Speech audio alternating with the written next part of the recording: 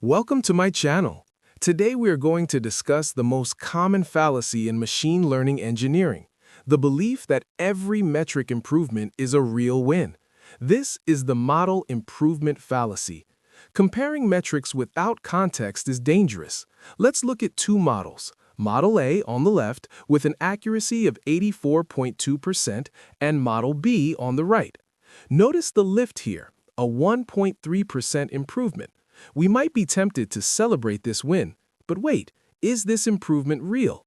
We have to ask ourselves if this is genuine. The apparent difference could just be instability and randomness inherent in these measurements.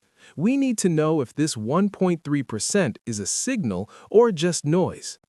Everything has variance. Imagine a central pipeline where user data flows from a database into a model. The model processes this data and produces an output. Notice what happens as different splits of data run through the same model. The first stream of data particles hits the model, triggering a pulse, and we see a result of 84.2%. Then a second stream flows through, yielding 83.8%. Finally, a third stream produces 85.1%. The same model on different random subsets of data yields different scores.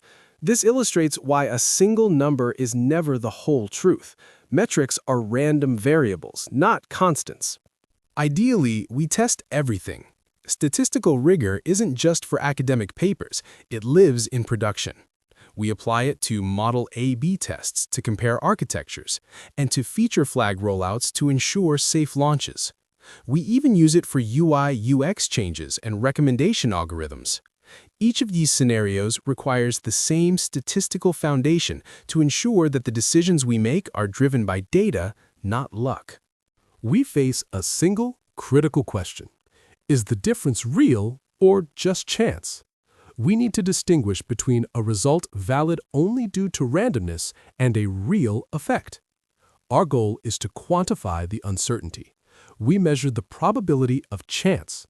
Statistical testing gives us a number to express how surprised we should be by the data if there were truly no effect.